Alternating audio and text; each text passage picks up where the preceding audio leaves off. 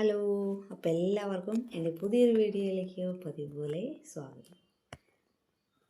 അപ്പോൾ ഇന്ന് നമ്മളൊരു വെണ്ടയ്ക്ക വറവലാകട്ടോ ഉണ്ടാക്കുന്നത്.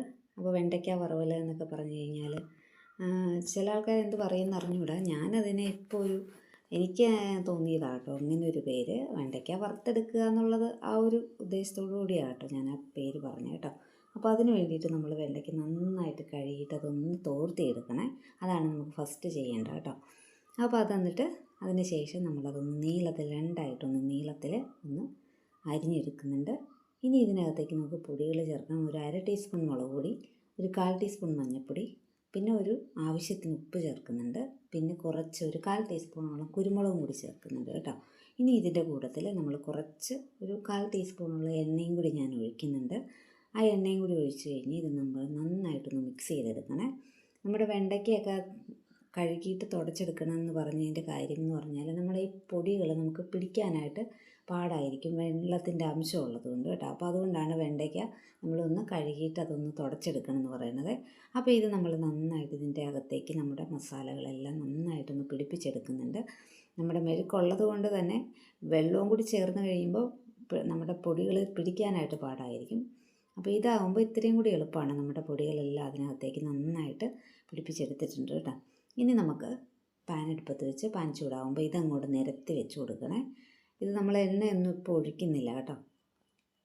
നമ്മുടെ ഈ വെണ്ടയ്ക്കയെല്ലാം നിരത്തി വെച്ചതിന് ശേഷം മാത്രമാണ് നമ്മൾ ഇതിനകത്തേക്ക് എണ്ണ ഒഴിക്കുന്നത്. വെണ്ടയ്ക്ക ഒഴിക്കുന്നതൊന്നല്ല കേട്ടോ. അപ്പോൾ എണ്ണ ഒഴിക്കുന്നത് ഇതിന് 2 ഗുണങ്ങളാകട്ടോ. നമുക്ക് എണ്ണ കുറച്ച് മതി ഇങ്ങനെ ചെയ്യുമ്പോൾ. നമ്മൾ ആദ്യം എണ്ണ ഒഴിച്ച് കഴിഞ്ഞാൽ ഒരുപാട് എണ്ണ നമുക്ക് ഒഴിക്കണം ഇതൊന്ന് വറുത്തെടുക്കാൻ വേണ്ടിയിട്ട്. അപ്പോൾ നമ്മൾ വെണ്ടയ്ക്കയൊക്കെ വെച്ചതിന് ശേഷം നമ്മൾ എണ്ണയും കൂടി ഒഴിച്ച് നന്നായിട്ടത് മുരിച്ചെടുക്കുന്നുണ്ട്. നമ്മളിനി തിരിച്ചു മറിച്ചുവിട്ട് നമ്മുടെ ആ ഒരു മൂപ്പിനനുസരിച്ച് നമുക്ക് നന്നായിട്ട് ഫ്രൈ ചെയ്തെടുക്കണമെങ്കിൽ അങ്ങനെ എടുക്കാം.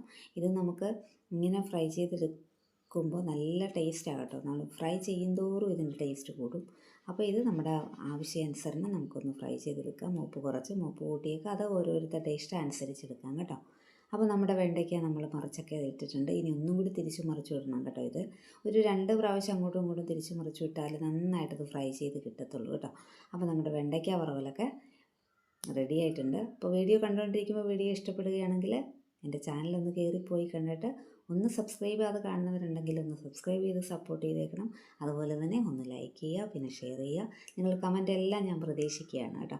അപ്പോൾ നിങ്ങളുടെ എല്ലാ സപ്പോർട്ടും ഞാൻ പ്രതീക്ഷിക്കുന്നു. അപ്പോൾ നമ്മുടെ വെണ്ടയ്ക്ക വറവൽ നന്നായിട്ട് വന്നിട്ടുണ്ട്. ഇനി നമുക്കുണ്ടല്ലോ ഇത് മാത്രം മതി ഒന്ന് ചോറിനാൻ കേട്ടോ. വേറെ ഒരു കറിയും നമുക്ക് ഈ നമ്മുടെ വെണ്ടയ്ക്ക വറവലുണ്ടെങ്കിൽ വേണ്ട കേട്ടോ. നമുക്ക് എന്താ ടേസ്റ്റ് എന്ന് പറയാൻ പറ്റത്തില്ല. അപ്പോൾ നിങ്ങൾക്ക് ഇഷ്ടപ്പെട്ടിട്ടുണ്ടെന്ന് തന്നെയാണ് ഞാൻ വിചാരിക്കുന്നത്. എല്ലാവരും ഒന്ന് ഉണ്ടാക്കി നോക്കണം.